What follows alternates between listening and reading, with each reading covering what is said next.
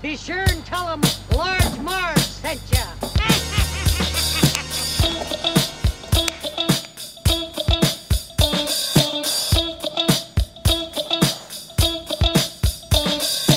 In the 90s, we were just teeny tykes. We liked our movies and our bikes. We wanted to be DJs, but we were just teeny gals. So we went off to college and we remained as pals. 20 years later, we're still watching flicks and we're bringing you the feedback bit by bit. Sweetie and Sweetie are here to say it's the Large Marge Santa's podcast.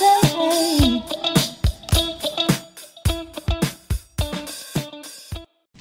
She's dead. Who's dead? You know damn well who's dead. Oh, this is your Listen to me. He killed her and I'm not crazy. Jody and I had a seance in the bathroom and Jody and I had nothing happened, but when I went back there, she was there. She was. Wait. You had a seance. Are you angry with me? What? Maybe you resent how busy I've been. No. You know what I've got at stake with this paper.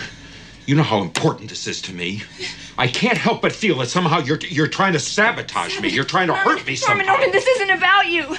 Something is happening to me, and it's not to get even, and it's not some warped bid for attention.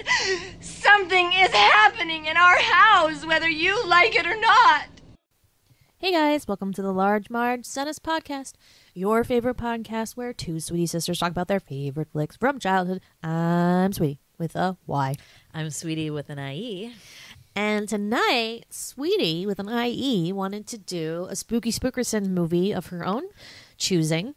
One that scarred her for life, apparently. Right. She hasn't stopped talking about this movie since she saw it in the movie theater, I'm pretty sure.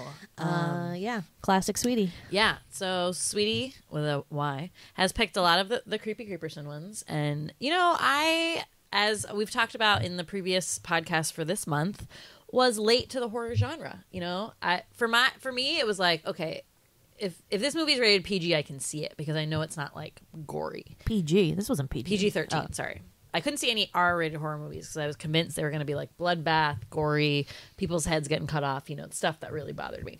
But I was like, okay, PG-13 ones. I know it's probably just going to be jump scares, which is like scary, but not like super scary. And I think jump scares are so fun. I still do today. And that's why I love this movie so much. I was so messed up by it. I saw it in the movie theater with my friend when this came out in 2000. And like Sweetie said, have not stopped talking about it. I mean, clearly. So for me, this is like really the first, like maybe other than like The Exorcist, like first kind of real horror movie that I remember seeing and really touching my childhood. So Childhood? Yeah. I mean, in 2000, I was 16, 17. Okay. Depending on when this came out. Basically an adult, but I'll let it Basically slide. an adult, but I couldn't vote, so I guess not. Anyway, the movie is What Lies Beneath. What does lie beneath? A dead body. Yeah, I mean, really, like, triple entendre here, right? Because there's just, like, so much going on. Because, you know, this is a movie about a ghost. That's what lies beneath. What also lies beneath?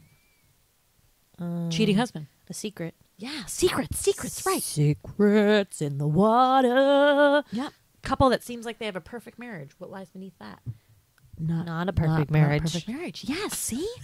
So, I don't know why. Like, yeah. So, like I said, I think I saw this movie being like, ooh, I want to see a scary movie with my friend, but I can only see PG-13s. This is what drew me to this movie. And then little did I know that this was directed by Bobby Z. Bobby Zemeckis. Robert Zemeckis. One of our favorite, if not the favorite director on the podcast, maybe other than Stevie Spiels. Mm-hmm. So awesome. So, yeah. So I loved it. And then, typical Sweetie fashion, didn't know Sweetie over here hadn't seen the film. Even though I've told her several times I've never seen the film, she chose not to remember. Today, we're sitting down. And did you ask me a question or something? Yeah. And I was like, what? I was like, you haven't seen this before? And she's like, I've told you 500 times. I haven't. She talked just like that. I haven't seen this movie, but I know the ending because you always spoil the ending. Yes. And rah, rah, rah. So even though I did not see it, I do remember you coming home from seeing this movie and being like, oh my God, that movie was so scary. Here's everything that happened. Then I knew the ending. All I can say is that I at least am a consistent person and have not changed my ways. I mean, that's something to be proud of. Okay, sure. But so I knew the whole everything. I saw the beginning at the gym recently, and by recently I mean, what was that? 3 years ago. That seems like a while ago. Good times. But I always knew the twist, so I was always like, and it involved water, and I was like, I get kind of like jumpy about water stuff because I'm always just gonna assume that like a body's gonna jump out of the water at me or a shark, so I just immediately like freeze up. So I think that's probably why I didn't like seek out this movie specifically. And I remember you telling me there were a lot of jump scares, and at the time I was really afraid of horror movies then too, so I think I was like, no way. So long story short, that's why I didn't see it. Okay. Yeah. So, things that stuck out for me for this movie, other than the jump scares, which we mentioned a couple times, Harrison Ford, really only one out of two. There's two movies, I guess, on record that he's been cast as the villain in. So this is one of those movies where you're like, it's just so startling to see someone who is like your favorite character in many things. Harrison Ford's the bad guy. Yeah, Harrison Ford's the bad guy. And he plays it so well. Like a very charismatic bad guy too. I mean, you want him to die so bad in the end, but like he's still like pretty charming like all throughout. What's the other movie that he was a villain in? Okay, they said American Graffiti. Oh, I've never seen that. Yeah, so he kind of, but like not like this level. He's not like a sociopath like killing people. So that's really cool. Obviously Michelle Pfeiffer, like great starring role for her in this one. Still think one of the most beautiful women in the world. You could cut glass with those cheekbones. I mean, the woman is gorgeous, gorgeous. What else? Robert Zemeckis, as I said, great director. And one I find that like, okay, I mean, maybe his like latter movies are a little bit more like, you can see like kind of a consistent thread in like his style and stuff. But I really feel like he does like all these different types of movies. You know what I mean? He like doesn't stick to like one genre. I don't think I could like, I mean, to this point of this movie, like I didn't know he directed this for a long, long time. And I think that says like good things about him that you can't necessarily being like, oh, that's like a Bobby Z film. Like, we're just kind of surprised by it every time. So I think that's so cool. And like, I don't know, like why I don't think he's really done other like horror movies. Death really Becomes Her. Yeah. So he's definitely like likes it a bit. But yeah, Bobby Z, way to go. Yeah. Way to go, Bob. Way to go. Way to go, Bob. And then I was going to say something else, but now I forget. So hadn't seen this though for a long, long time at this point. Like I said, saw it first came out in 2000. Saw it a couple times after that to fucking freak myself out. And then I was like, let's do this as my spooky movie for October. And you guys, this is what I was going to say. So obviously there's a big twist in this movie because you find out that Harrison Ford is the killer. Ooh, scary. Spoiler. And that's really scary. But I don't feel like, and shocking, but I don't feel like once you learn that and you watch it again, it really like takes away that he's the killer. It's still like really scary and good, Yeah. as witnessed by today. Yeah, but I still think that's not like real scary to me. Like to me, it's not just about jump scares. Like that's just like you're being manipulated in a way because the music is going like doo, like when something scary happens. I know you've said that, but like I still find it like super effective and fun. It's like going to a haunted house, It's not well, like I hate haunted houses, I know, so I don't exactly. enjoy that. I think that's so fun. And this one, as you said, like it's pretty easy to tell like when they're gonna come. But you really like if you want to, like for me in this, like I pretty much knew when they were gonna come, sort of forgot, but sort of didn't, and really just leaned in. So you gotta like lean into the jump scares. Lean in, she means would yell really loudly and then scare me. Yes. So like I was jumping not from the jump scares, but from Sweety being like, woo! Yeah, it was awesome. I enjoyed it so much. I think I did that at least 3 times, which I'm telling you, good movie. Good movie. So I was pumped. I love this movie. It's beautifully shot. It's a beautiful, like, it takes place in Vermont on this lake. Like Sweetie said, there's like tons of water imagery. kind of cool stuff, like weather. It's like spooky, raining all the time. There's cool stuff they do with colors. I mean, we'll get into it when we get into the plot, but man, I had a good time. Having a good time. Cool. Cool. Yeah. All right. So, do you want to take the lead on the Sweetie synopsis? Oh, maybe. I never get to. Wow. I remember I listened to like an old podcast we had one time, and I complained about it. You just did one recently. No, but I complained. I was like, you always get to start. Like, I'm going to start. Yeah, and then you started and it stunk. Yeah, exactly. And I was like, this is harder than it sounds. But yeah, I'll start this one. Okay. Are you going to do my part, though? See, this was confusing when we read. No, I don't have to do your part. Okay. We'll just keep that the same. You're just going to start. Okay, ready? It's time for the Sweetie synopsis. Yeah. Sweeties. I think she's starting to suspect something. Who? Your wife. What is that accent? She did like a weird Southern accent. Did she have a Southern accent? No. That's weird. Yeah, rewatch it. All it's right. Weird. Okay. Well, she's supposed to be like seductress. Right. Like, yeah. Spooky ghost seductress. So. Anyway. Okay. Take it away, sweetie. Claire. Ooh. What's that name? I didn't know either. Nelson? I forget. Something. Sherman? They say I'm a doctor, something. Norman? Professor Norman Shalaya. Buckle face. Yeah. Anyway, Claire. Some last name that we don't know. Claire is a sweet woman who lives in Vermont with her husband, Norman, who is a professor at a college, and her daughter is leaving to go to Juilliard. She's going to have an empty nest. What does she have? She has her dog, Cooper. She has a lovely garden full of roses. And she's next door neighbors who keep getting into these really awful domestic violence possible fights. I mean, I think they're just like regular fights, but they're just like, it's a fight. So, yeah, I don't know if there's like domestic violence. I don't know if we can make that assumption. I don't think it's fair to them. Yeah. But yeah, she's just, she sends her daughter off to college, cries a lot, and then it's just her and her husband.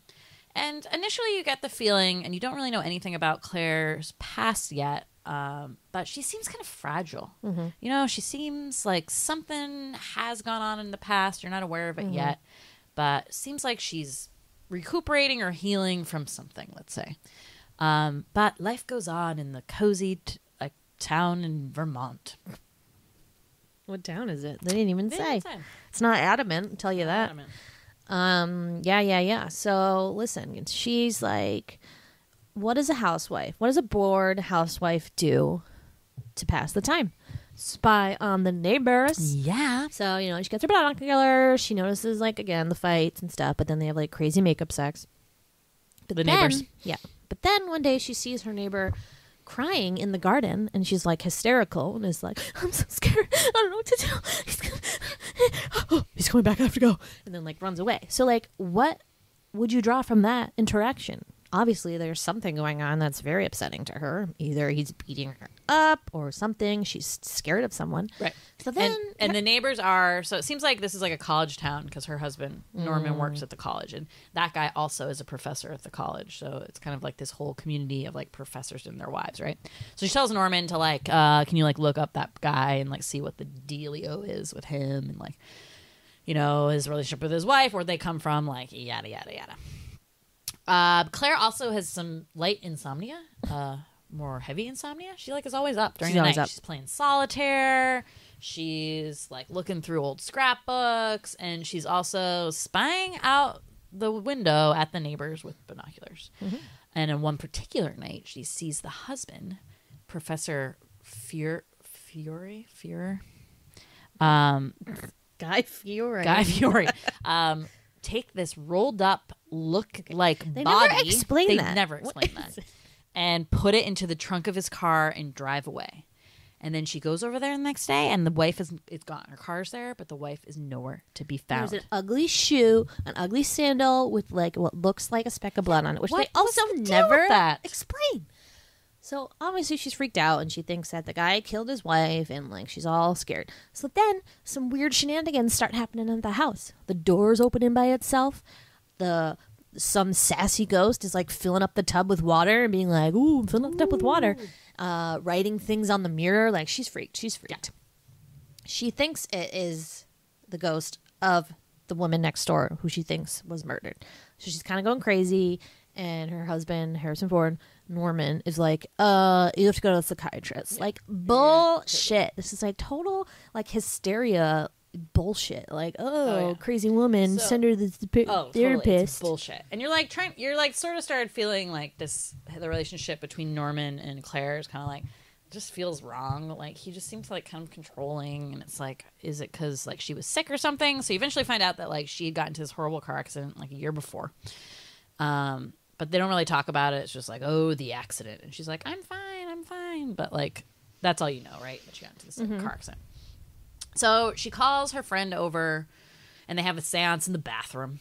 And as you do. As you would do. And the flame like kind of flickers a little bit, and then the Ouija little thing moves, but like nothing really comes out of that. And her friend leaves, but then the ghost comes back, fills up the tub, writes the stuff on the mirror, right? So she knows like something is up. So she freaks out, goes back to her husband, is like, I know that guy fucking killed his wife. Oh, and then like the computer, she loves that online solitaire. So the computer like blinked on and like was like high score, like, you know, enter your high score, like your initials for the high score, and it was like MEF. And then the woman who she thinks is dead is Mary Fiora or whatever. Oh yeah, I didn't even make that. So she's like, oh my god, she's definitely dead. She's trying to contact me. So she like goes to see Norman, and then ends up like seeing that guy also at the college or whatever. And like total nutcase goes up to him. He's like, I know what you did. And he's like, what? She's like, you don't give me that, like, you little shit. I forget. She's like, you funny murderer, you murdering bastard. Like, your wife, you killed your wife. And then it's like super quiet, and everyone's like, Then the wife comes like walking out of the bathroom. She's like, oh, hey, honey, like, what's wrong? Like, oopsie. Yeah. And then she comes over and explains the next morning, and it doesn't make any sense at all. She's like, have you ever loved someone so much that like you can't breathe? Well, that's what's happened to me, and then I knew I had to get away from it and run away. So I went away to my mom's, and like I'm like, what? You loved him too much, so you were upset about it? It was weird. It doesn't make any sense. I feel like that they didn't really deal with and this they red herring quite well. Yeah, and they never revisit any of this ever again, like we said. So case closed on that sitch. However, still a ghost problem. Yeah. And soon this ghost is like keeps knocking over this picture, and she's like, what was the deal with this picture? Why doesn't the ghost like this picture? And then one day she sees it knocked over again, frame broken, and on the back of the photo, which was clipped from the newspaper, is an article about a missing woman named Madison Elizabeth Frank. Well, Madison lives at blank. So she didn't get the last initial yet, but then there's this really handy dandy website called like the Vermont Missing Persons that like literally lists everyone in alphabetical order. I don't know if that was a thing in 1998, like with like hyperlinks, so you just click on them. Yeah, it's pretty impressive. And then this picture shows up. So she's been seeing the ghost, like ghosty image of her face, and she's like, it's a blonde woman, and she can see her eye color especially. So she kind of looks like Claire, but she's blonde and with green eyes though, and Claire's eyes are blue. So she knows what she looks like, and she clicks on that hyperlink of Madison Elizabeth Frank, and who pops up? The ghost. The fucking ghost, guys. So she's like, who is this bitch? So she prints out the paper and then shows it to Norman, and Norman's like, I don't know who that is. Does he deny it at first? I forget. Yeah. So he denies it. Yeah. And then she goes to the mom's house. She goes to Madison's mom's house. Goes to like the weird shrine in the bedroom, or is her bedroom? We're not sure. But she finds a lock of Madison's hair and is like, I'm going to take this to conjure the spirit. Yeah, weird thing about that bathroom, because you were right, because you said this too. Tons of pictures of herself. By herself. The bedroom. Yeah, the bedroom. But she had like her senior, like whatever. Well, was it her bedroom, or was it like the mom was like putting stuff in there to like remember her? Yes, well, I don't know. We're not sure. Oh, that would make sense. Yeah. So she brings a lock of hair home, stands in front of the mirror with like her witch book that her friend gave her. That's like, it's like witchcraft, ghosts, and alchemy. Yeah. 3 very different subjects, which I'm like, I don't know if these are all related. But anyways, there's some spell in there where you can like conjure a spirit. So we don't know how she does it. She's just, to me, it looked like she was just staring in the mirror, and then all of a sudden was like already possessed. She probably had some incantation kind of stuff. Yeah. So her eyes now are green. So we're like, oh my god, it's Madison. It's Madison. She's possessed. So she's like all seductive and like goes downstairs and welcomes red dress too. And Norman before this, home. she had just been wearing basically white and khakis. There you go. She always wears white, and now she's wearing red like a devil. Yep. And is all sexy and is like eating an apple. like Forbidden fruit. Garden of Eden kind of shit, and then kind of like starts having really rough sex with him. But then we see the door open, and then real Claire is like standing in the door. So then the Madison Claire possessed person looks back at Norman and is like, I think she's starting to suspect something. And he's like, who? Your wife. And then she like turns in, her face like looks like Madison. It's really spooky. And then he like pushes her off and she falls on the floor. And then Claire's kind of like snapped back to reality. And all of a sudden she remembers that she saw them that night of whatever the party was, and came in and saw them like having sex, and then freaked out and ran away and hit a tree. Right. So that's the accident that like no one will talk about. Which is like so bizarre because it was a pretty big deal, and I think we should talk about it. Why are we just shutting this away? Yeah. So that's like the big thing. Like I wrote like, okay, it's cheating is bad. Yes. But like, it's even more like shitty that like someone wouldn't tell you. Like, obviously, it was very convenient for Norman that, like, okay, she lost her memory of just that specific time she found out you were cheating on her. Yeah. And then you don't circle back around and being like, so let's talk about what happened, like, before the accident. Yeah. He just used that as, like, a gift. And then turns out her friends kind of did, too. Dumb. Which was super shady. I liked you so much, Jody. Ruined it all. But then she's kind of like, all right, tell me what the fuck's going on. So he tells her this bullshit story where he's like, okay, I had an affair because you were too focused on your daughter to care about me and all my problems, so I got upset, and I'm sorry. Will you forgive me? I'm sorry. And she runs away. Yeah. And then next... Well, that's story number one, yeah. He says, right? So, yes, we had an affair. She came over, was going to tell the dean, but then she left. Yeah, and like ran away. And yeah, she's like, you just tell me one thing. Like, did you have anything to do with her disappearance? And he says yes, because it means like he doesn't know what happened to her. She just left. So but she said she's going to kill herself. So she's like convinced that she did kill herself and she's back haunting them. But he had nothing to do with it, right? So that's like story number one. And then she earlier in the movie when the picture frame was falling over, she finds this key in like the grate, like I don't know, floor grate near Norman's desk, and she doesn't know what it is. She puts it in her bathrobe pocket. Mm-hmm. And then turns out it's... Wait, does she find the box first? Yeah. She saw a box, like, in the water. I think she's still, like, kind of possessed. She had the braid. Yeah, she had the braid, so she's, like, a little possessed. She finds this, like, jewelry box down there, and she's like, that's kind of weird. And then she goes to the town, adamant that her friend told her is where she saw him and this some woman, and she didn't think to tell Claire because, Claire's so fragile, but can't tell Claire.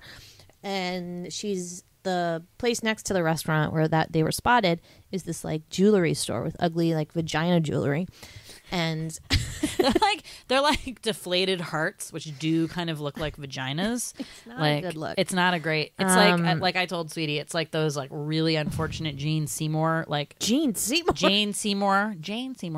jewelry that's like the hearts with like the opens on the back, but they basically just look like testicles. Like, come on, they're horrible. Testes. So Madison has like a necklace and a fucking jewelry box with this design. The store where the necklace is sold is called Sleeping Dog, for Let Sleeping Dogs Lie. And then she sees like the key. Yeah. So then she's like, I'm gonna go back and get that box. So in the middle of the night, while her husband is sleeping, she goes out, takes a casual, dip in the lake. And she's not even possessed this time. She's not even possessed. She just goes, swims right for it, gets it out, brings it back into the house, and opens it and finds Madison's necklace in there. So she's like, what the fuck? Why is this necklace here? So then, bullshit story number 2, husband comes down and is like, okay, here's the truth. Here's the real truth. Here's the real truth. She killed herself. She was so upset that I had to end things because I'm an amazing person. Yeah, that's amazing. And I'm really smart and people can't handle that. And so she killed herself and I panicked. So I just put her body like in the lake and threw that jewelry box in there also. That's it. Oops. And then she's like, okay, well, let's call the cops because she needs to be found and she needs to be put to rest. So he's like, okay. So he calls, quote unquote, the cops, and then she's like, great, everything's settled. So then she's kind of like moseying around the house, like all weird. Then she like goes back to the phone. She knows like something's up. Something seems looks at weird the phone. About that. Yeah, notices he did not call the cops. He's a bullshitter. Yeah, because she just presses redial and what pops up? 411. 411, Which, not why would 911. you even call anything? Like, just hit no numbers. So was he talking to a poor 411 operator who's like, I think we need to send someone over there. Like, this sounds serious. Sorry, wrong number. Like, weird. But anyway, so then all of a sudden he's behind her, and then he smothers her with this like rat serum that's like paralyzes you. Yeah. So you find out also in the so he's a famous geneticist or something like that, and his big research project is they use this stuff that is like chloroform, and it like numbs your whole body and means you can't feel pain, but you're like awake. So kind of creepy. It's like being under anesthesia, but being like totally awake. And I don't know why you would want that. I forget like why they said that the was rats need to be awake? Well, they were just using it to test on rats, but I think they were intending to use it for like surgeries or something. But like, why would you want to be awake? I don't know. Very bizarre. So then she can't move. Yeah, she can't move, but she can see. He picks her up and here puts her in the tub and is like, "All right, here's the actual real story, number 3." And this is for real, guys. Finally comes clean. Was gonna go to the dean, spill the secret. He was like, "Can't have that. So I'm gonna kill you." So I was gonna lose you, Claire. So he drowns her and then like throws her body in the lake with her car or whatever, and like with the jewelry box. And now he's like, "Now I have to kill you because you found out. So nuts. I really like you, but sorry. I'll just take care of your daughter for you while you're dead because I killed you." Good times. So she can't die. She can't move, and he's filling up the tub, so she's gonna drown also. And then all of a sudden he's like, "What's this around your neck?" And he sees it, and he sees that it's Madison's necklace, and he kind of freaks out. And then she turns into like gross waterlogged corpse Madison, and he freaks out. Hits his neck on the sink. It broke. Let's just say it. Let's call it what it is. His neck broke. He was dead. So he should have been dead. There's blood everywhere. He's dead. He like collapses in a heap on the floor, which is like great. He's dead, maybe, but poor Claire is still paralyzed and drowning in a tub, and there's nothing we can do about it, folks. Right. However, she uses her strength, her will, her desire to survive. Live. Yeah. I mean, and the stuff is slowly wearing off anyway. Yeah. So she's like kind of wiggling her foot, yeah. and she gets the drain unplugged. And she got strong toes. The part was really stressful. It was so stressful. And then she gets up, and fucking Norman is gone. He wasn't dead. So dead after Of course all. not. So then she like sees all these blood stains everywhere. So she's like, ooh. So she like grabs a shard in her mirror and like, goes downstairs to find him. And then it looks like he's dead again on the floor. So she's like, oh, and then grabs the keys, and then he stirs. So he's not fucking dead again. Gets in the truck, gets in the Chevy with a big boat attached to it. Yep. Hightails it out of there. Guys, I'm not kidding. I'm not kidding you. Fucking Norman was in the fucking boat or in the he was in the truck. He jumped in the truck. He was half dead from breaking his neck, lying on the floor, jumped up in like 3 seconds, rocketed off the rocking chair into the truck, and then like laid low until the right moment. The guy won't die. Where he could surprise her. He wants to so kill then they're her driving so over badly. this bridge, and she's trying to call 911, but there's no service on a bridge because it's the 90s. And no, it's because it's Vermont. It's like this weird bridge. There's no service. That's the whole point. I think that like in the late 90s, early 2000s, cell phones just like didn't work in general. Up there they don't. Honestly, I just booked a place in Vermont where they're like, there's no service up here. Okay. Good luck. Whatever. So then he's like trying to strangle her, and she's like, help me. And then they like shoot off. They go down a road and then fall into the lake or whatever. And then he's like trying to kill her again, tries to drown her again. And then like part of the boat dislodges something, and goes into Madison's car, which is waterlogged. That's where he had dumped what her car. lies beneath. And then her dead body rises, comes up, saves the day. She kind of like reanimates and is like, I'm going to kill you. And then drowns. I keep saying Sherman instead of Norman. Just has like a hold on his arm, and I think like partially he like kind of just dies from fright, but also she holds him down there, so he does drown, and Claire's able to get away, saved by the ghost. And she ends up, and then you see her next scene. It's wintertime in a very CGI cemetery, and she's laying a lovely rose on Madison's grave because. Thank you, bitch. I know you fucked my husband, but hey, you saved my life. So thank you. Save me, ghost. Yeah. That's it. So, moral of the story: men are trash. Men are trash. It's not what lies beneath. This is men are trash bags. fuck Norman. God, he sucks so bad. He sucks so bad. But yeah, good times, good times. So, another weird thing is that, so in the beginning of the movie, Claire is super fucking obsessed with her daughter. Like, it's a little weird. She sends her daughter off to school, and then literally like a day goes by and she goes into her room, finds like her tank top and smells it and is like and like goes and cries in the garage, and she's so upset about it. So this whole time that she thinks she's seeing this ghost and all these crazy things are happening, she never calls her daughter, who she's supposed to be so close to. Oh, she called her once, remember? And the roommate was like, oh, she's in the dining hall. Like, oh, make sure she calls. Yeah, so she called her once. But the girl's in college. She's not going to call her mom back. Hello. Well, they're supposed to have this like close relationship. I don't know. It's weird. She'll be like, my mom is suffocating, and it's like way too dramatic. Like, I'm glad I'm getting out and going to Juilliard with my black tank top. Terrible surprise for her when she gets back for a visit. What happened to my stepdad? Oh, right. He's a murderer. He was a psycho. I don't know. I mean, I knew he was a psycho. Even if I didn't know the ending, like I would have suspected him right away. Really? So, because he's such an asshole. Like, he's just like, there's obviously something wrong with him if he made her stop playing cello, something she loved. Right. So that's like what I really didn't get from like my first initial watchings of this, also as like a young ingenue. Wrong word. Just someone who hasn't had much life experience. The marriage comes off as a little bit funky. Like, it doesn't feel great. And, like, once you learn that, like, she was this amazing... That is what an ingenue is. Don't worry. Oh, I used it correctly? I think so. So, or neophyte was I trying to use? Similar. Anyway, so you find out that, like, Claire was this, like, amazing concert cellist.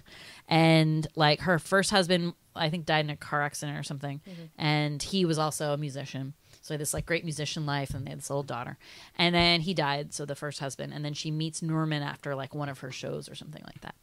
And then she fucking quits music. Yeah, her friends are like, go live in Vermont and be a professor's wife? Are like, what happened? Why'd you stop? And she's like, I met a guy, and he was so handsome. Yeah. And we're like, what? It's like so creepy and weird. And then you find out, like, obviously she was like, because Norman needed this like perfect life. I think he has some like issues with like living up to his dad. His dad was a real famous geneticist, and he like never could live up to him or something like that. So he like wanted this whole package, and I guess that included some like stay-at-home wife.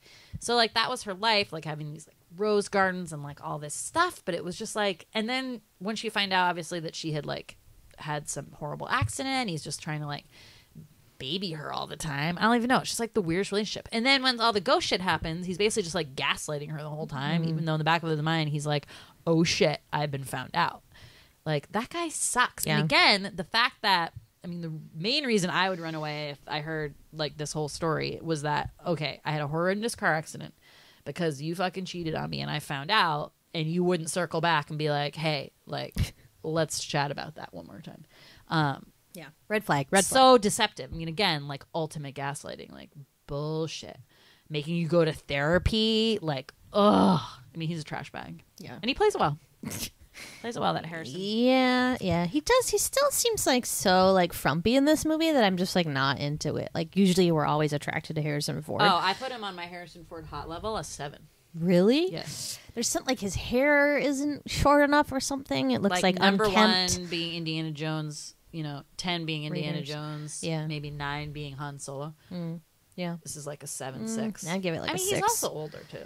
Yeah, but I don't know. Still, he just shirtless a lot. He just seems slumpy. His main I laughed at the end credits because they're like, Harrison Ford's wardrobe styled by blah blah blah, and his fucking wardrobe is like hospital scrubs. Like, that's all he fucking wears. He's like, his bedtime clothes are scrubs. He's a nerdy scientist, so like I feel like that kind of fits. Yeah, I guess. But I mean, overall, the movie is good. It's captivating, but it is super formulaic. And I think that in the late 90s, early 2000s, there was a whole string of these kind of like PG-13 psychological horror movies, and they're all essentially the same. There's like some twist at the end where it's like this and this and this and that. The Others, Twisted, Secret Window, or whatever. Ooh, good one. There's just like all these ones like that. And the thing with this is that, like, even though I'd never seen this, I knew exactly what was going to happen. Like, I knew all this stuff. Like, when he was calling the cops, I was like, let me guess, he's not calling the cops. Because I've seen versions of this kind of thing several times. But that is that because you've lived through those, like you said, all those formulaic ones. But like when we were watching this, like I don't think you necessarily like I didn't feel like that. Maybe. I don't know. What I do know is that it is definitely, I think, Bobby Z's attempt at a love letter to Hitchcock. And it's very, like, the music is very similar to Hitchcock movies, the kind of the angles that he shoots in, and he does kind of like cool things with certain like camera shots and stuff like that. In particular, he borrows elements from 4 main movies, I would say. So we've got Vertigo, which there's obviously Michelle Pfeiffer is like your classic Hitchcock blonde woman. So there's a scene in that where she has like this hair twist, kind of like French twist thing, which totally is like Kim Novak's hair in Vertigo. And then there's that whole like angle of like ghost possession, thinking that there's a ghost. Like that's the whole beginning red herring plot of Vertigo. And then Dial M for Murder, which is, where her husband pays someone to like kill her basically. And you find out he's like a stupid murderer or whatever. Obvious. Rear Window, where Jimmy Stewart thinks his neighbor is a murderer. Yeah, the scene where in the rain. Yeah, was like shot was like exactly like that. The dog barking, all that stuff, and she's like goes to investigate. Like Grace Kelly goes over, to the apartment to check it out. And then lastly, Psycho, which there's a scene at the end with the bathtub where she kind of like falls out of the bathtub and then is holding on to the shower curtain, and the shower curtain like rips off the things and she like falls into the floor. So in Psycho, that's Marion Crane falling out and like dead. But in this, she's just like getting out of the stupid tub that she almost died in. But it definitely strongly evokes that. So I did enjoy like spotting all of those and all of that. I just think that it was like a little too much like volume turned up, like too much music. Yeah, the music was kind of being like dee spooky thing, diddly-doo, scary thing. It was almost like exaggerated, and that might have been the point in like some ways. I don't think it was like trying to be subtle at all. I mean, it's pretty heavy-handed in like most attempts down to like kind of be a dummy, like not to see some of the stuff. I mean, but then it is confusing. Like, was there really a ghost? Yeah, that was her trying to get her attention. But maybe it wasn't. Like, you could look at it like that. Why did she wait a whole year? Yeah, exactly. You could look at it in like that way, or it's just her memory coming back to her. Like, you could probably think of it in a whole different way, where like there's really not a ghost and it's all just what people are imagining. Like at the end, you see the Madison's body is not this like gross corpse. It's actually like a skeleton, right? So it's like, oh, maybe she just like fell out of the car and just like floated up and scared Norman so bad that he died. Well, no, I think it definitely was. Oh, and obviously Norman, Psycho. Norman Bates, yeah. But I think it definitely was a ghost because Madison's like whole point was that Claire didn't remember, so she like needed to do stuff to get her to remember. So that whole thing was like a progression of like, how do I get this woman, to like wake up and like smell the coffee and be like, hey, like, this is what happened to you. Because the point is she had this like selective amnesia from like basically that trauma that happened to her. Mm-hmm. So, but once people told her stuff, like she remembered instantly, which was like kind of strange. Like, what's the timeline? She hits the tree. When does Madison die? Like direct, like while that's happening, or after, or like I don't know. It's confusing to me. Yeah, good point. Yeah, I don't know when she died. Yeah, because she saw them hooking up, and then that's why she trashed into the tree.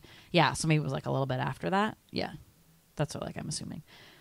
But no, I mean I get all those points like for sure, but I also think it's like really like a fun movie, and I love all that stuff. Mm-hmm.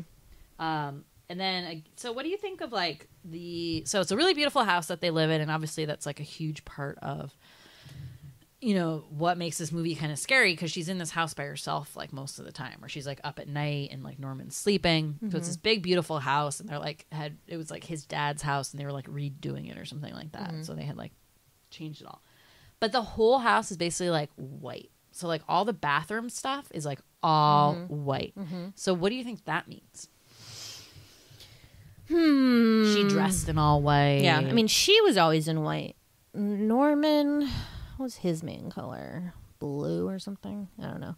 I think it's just like anytime. I mean, that's also actually a Psycho thing, because in that he like very specifically dresses Marion in white before she takes the money, and then she's always wearing black after she takes the money and runs away. But do you think it's like in some ways like a form of like innocence? Like, you know, she's kind of like an innocent. But does it ever person in change? this I whole guess thing? is my question. No. Like once she remembers and knows the truth, does anything about her dress change? So they did say that like by the end, once she figures it out or starts to figure it out, she goes from dressing in white to black, because remember they're on the sailboat. just like Psycho. Yep. So she There's was in another black and had the black hat on and the black sunglasses. So it's like, and then she goes back into white, and then I guess Norman dresses in black once he unveils that he's like psycho, the murderer. Yeah. But yeah, I thought that was like pretty cool, and just that house is just like amazing to like ogle. And then like, so I'm a huge bath person. I don't have like a great bathtub here, but it's my dream to have a tub like that. But like severe like PTSD, do not want to take a bath after this movie. Like fucking. All right, well, just don't get accidentally knocked out by the rat serum or whatever. You'll be fine. No, I know, but it's just like, I don't know, that bathtub was just like the centerpiece of the whole like creepscape, and I was like, I don't take a bath anytime soon. It's funny that like ghosts rarely like interfere with the physical world to that extent. Like pushing a picture frame off the thing is like whatever. But can you imagine Patrick Swayze in Ghost like conjuring enough anger to like turn on the tub and fill it up? Like that is some anger. Yeah, she was pissed. He fucking she like killed keeps her. doing it. And I'll tell you, it doesn't take a long time for that tub to drain when the ghost fills it up. And Claire's like, I'm going to drain this tub. But it did take a super long time when she was drowning. Yeah. Because I was like, when is she going to be free from this madness?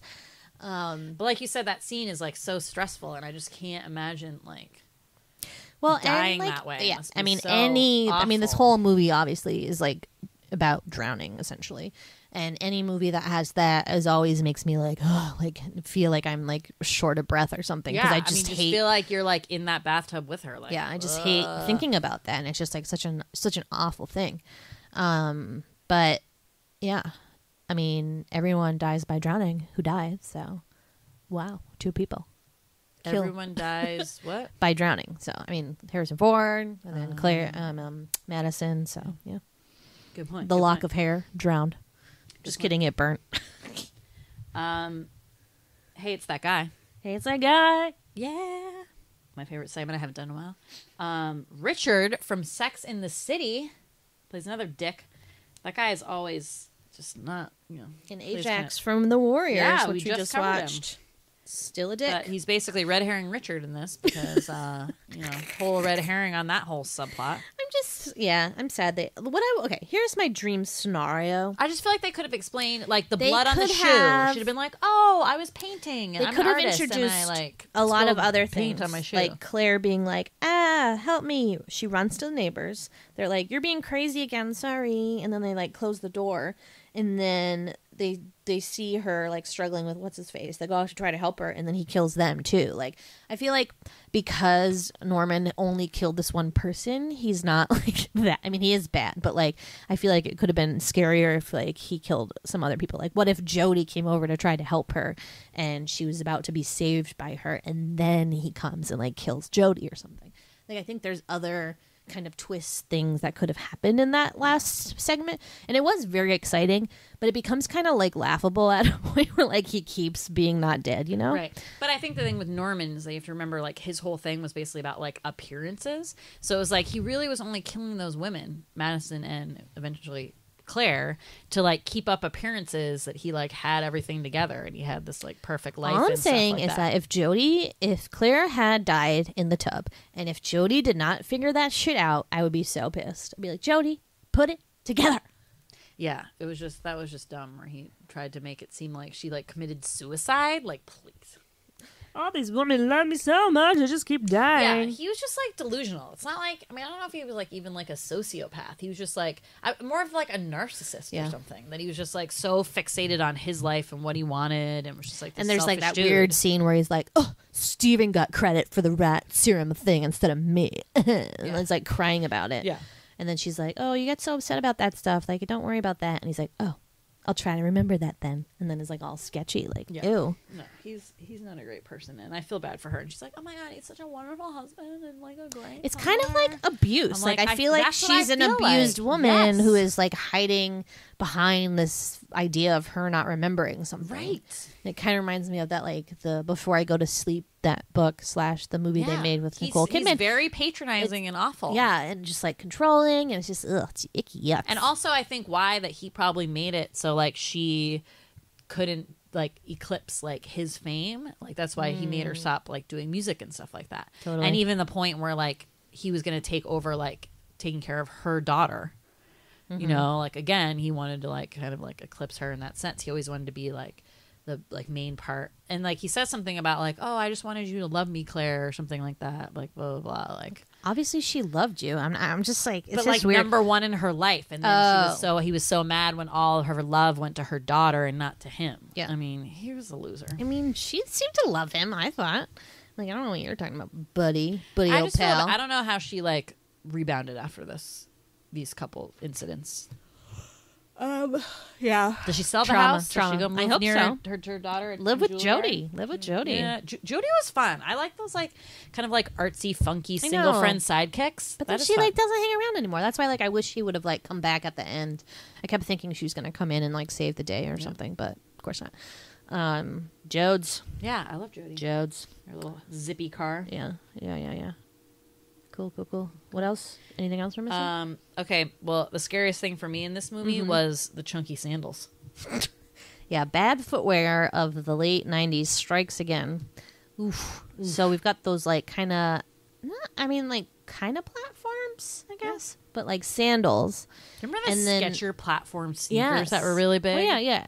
And then like Like Spice these- Girl style? There was Birkenstocks, which like obviously people still wear today, which kind of like skeeve me out. But like I know they're a great shoe and they're very comfortable when you have them. But seeing someone else's like foot imprint in a shoe is like it's never a good thing for Chunky, me. strappy sandals I can't stand. But yeah, there was that, and then like the ugly shoe she finds with like the supposed blood stain or not. Ugly. Ugh. That was like just like a slip on. mule? A mule? Is that what that's Yeah. called? Yeah. With like a little heel. Ugh. It was gross. Scary footwear in this movie. Scary footwear, and then the cell phones, obviously ancient. Anything else? A lot of cordless phones. A lot of too, cordless phones. which is like a plot device. Shout in a out to way. the cordless phone. Yeah, it is a plot device. Yeah. What else? Nothing? You got nothing else? No, I mean, I have one kind of fun trivia fact for the end. But Hooray! We're at the end. Are you gonna tell us? yeah, so friend of the pod, Ryan Ferguson, Hey. also has his own podcast Fergie. called The Damage Control. The Damage Control Podcast. Yeah. Or is it Damage Control Podcast? Good call. I Look forget. that up. Anyway, Ryan Ferguson, loves this movie, and he told me this fun fact. So Robert Zemeckis was also filming Castaway around this time, and if you've seen the movie Castaway, you know that Tom Hanks lost a lot of weight for that film as he's on a desert island He's by a himself castaway. for years, and so they had to give Tom Hanks some time to lose the weight. So they had to stop filming, and then being the good director he was, he didn't want all those guys to have to not have any work and any money. So he's like, "Why don't you all come and we'll shoot this other movie while we're waiting for Tom Hanks to drop some lbs." So then they made this movie in the meantime. Oh my god! Isn't that cool? Was he definitely gonna make this one after Castaway? He just had it I a don't know if script, or he just planned whipped it up, or what's I don't going know. on? I don't know the deets in that sense, yeah. but Okay. whoa, Okay, so okay. cool. Cool. Good fact, Ryan. Yeah, so thanks for Ryan. sharing. Thanks for sharing.